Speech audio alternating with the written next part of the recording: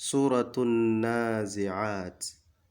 Suratun Nazi'at, la sourate 79, verset 1 au verset 14. أعوذ بالله من الشيطان الرجيم. بسم الله الرحمن الرحيم. والنازعات غرقا والناشطات نشطا والسابحات سبحا فالسابقات سبقا فالمدبرات أمرا يوم ترجف الراجفة تتبعها الرادفة قلوب يومئذ واجفة أبصارها خاشعة يقولون أئنا لمردودون في الحافرة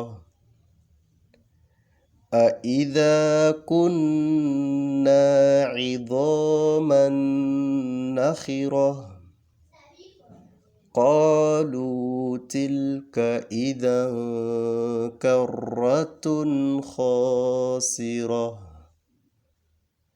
فإنما هي زجرة واحدة فإذا هم بالساحرة. Donc, Sourate An-Nazi'at. Sourate An-Nazi'at, c'est la sourate 79. C'était une grande sourate. Elle est importante. Elle a traité quelques sujets. D'abord, c'est une sourate mécoise.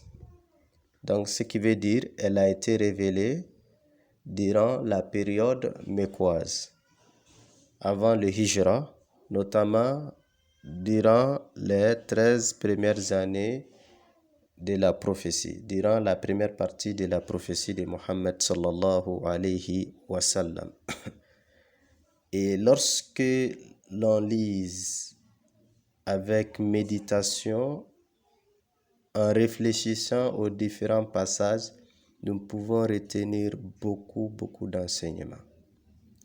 Mais de façon générale, au début, Allah subhanahu wa ta'ala, notamment dans les 5 premiers versets, il a juré par certaines créatures. Et sauf que, comme nous allons y revenir,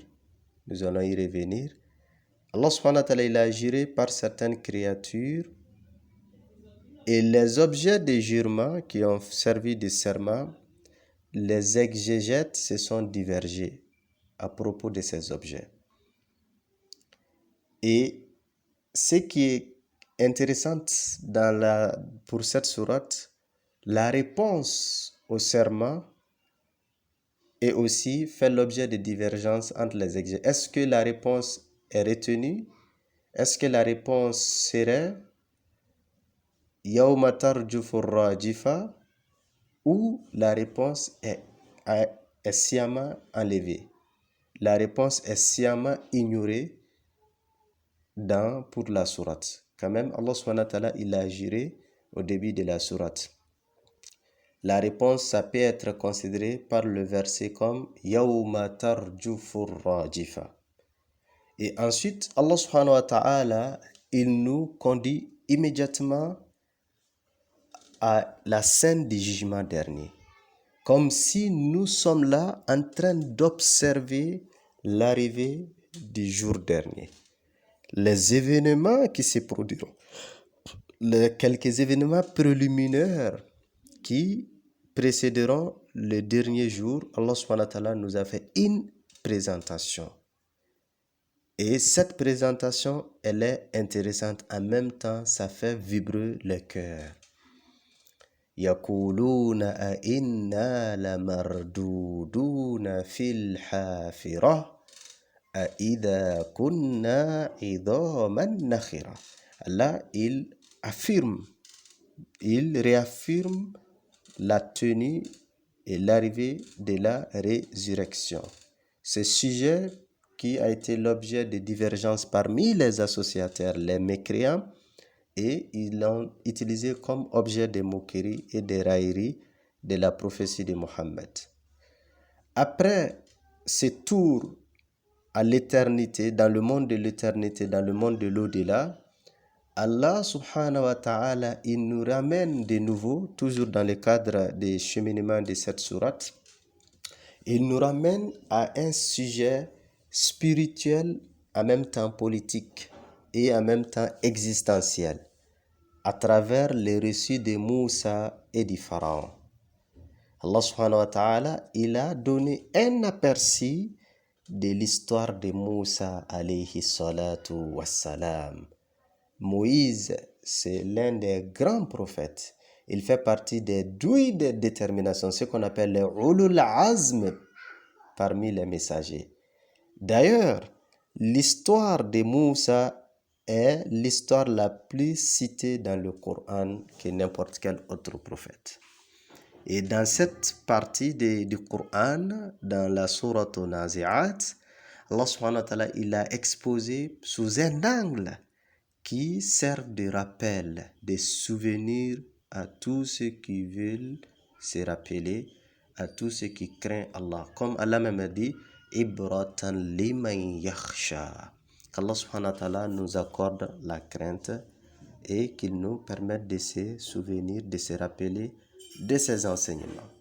Ensuite, Allah subhanahu wa ta'ala, il nous conduit. Il nous conduit à un monde de raisonnement, à un monde dans un sujet de raisonnement, de dissertation, de contradiction pour la quête de la vérité à travers certaines interrogations. Allah subhanahu wa ta'ala, il pose des problématiques ou des interrogations qui a créé au sujet des créatures. Les créatures d'Allah subhanahu wa ta'ala, les cieux, la terre et tout ce qui les contient, tout ce qui existe entre ces deux. Allah subhanahu wa ta'ala pose la question. Ces questions sont adressées surtout à ceux qui font esprit de douter de l'existence d'Allah, à ceux qui veulent mettre en cause l'omnipotence d'Allah subhanahu wa ta'ala, à ceux qui ont quand même quelques doutes par rapport à la véracité de sa seigneurie. Allah dit A antum ashaddu khalqan amis sama'u banaha. Il continue Rafa'a samkaha fasawwaha wa aghtasha laylaha wa akhraja duhaha jusqu'au verset Mata'an lakum wa li an'amikum. Donc cette partie, c'est la partie du raisonnement, c'est la partie de contradiction, c'est la partie de réflexion, de la méditation, c'est la partie de réflexion individuelle et pourquoi pas collective afin de renforcer sa foi, sa conviction et de faire partir les doutes au sujet d'Allah subhanahu wa ta'ala, au sujet de son omnipotence, surtout à la question de la résurrection et de la prophétie de façon générale. Et avant de conclure, Allah subhanahu wa ta'ala, il nous ramène de nouveau au jour du jugement dernier. Cette fois-ci, il nous ramène en nous présentant l'humanité sous des angles. Allah dit فَإِذَا جَاءَتِ الطَّامَّةُ الْكُبْرَى. Lorsque ce grand cataclysme arrivera, les hommes se diviseront en deux groupes. Le groupe du paradis et le groupe de l'enfer. Et c'est pourquoi il dit فَأَمَّا مَنْ طَغَى وَآثَرَ الْحَيَاةَ الدُّنْيَا فَإِنَّ الْجَحِيمَ هِيَ الْمَأْوَى وَأَمَّا مَنْ خَافَ مَقَامَ رَبِّهِ وَنَهَى النَّفْسَ عَنِ الْهَوَى فَإِنَّ الْجَنَّةَ هِيَ الْمَأْوَى. Et en concluant, Allah subhanahu wa ta'ala, tout comme l'introduction, à la conclusion de la sourate, il termine la sourate par le passage يَسْأَلُونَكَ عَنِ السَّاعَةِ أَيَّانَ مُرْسَاهَا. Et c'est ce qui nous permet d'établir les liens entre l'introduction de la sourate et sa conclusion. La question de la résurrection, la question de l'heure, la question du jugement dernier, à quand ça arrivera? Allah subhanahu wa ta'ala, il a conclu notre sourate. Donc ça, ce sont les quelques points, Inch'Allah, que nous allons essayer de développer ensemble et retenir des enseignements dans le cadre de l'apprentissage de cette sourate.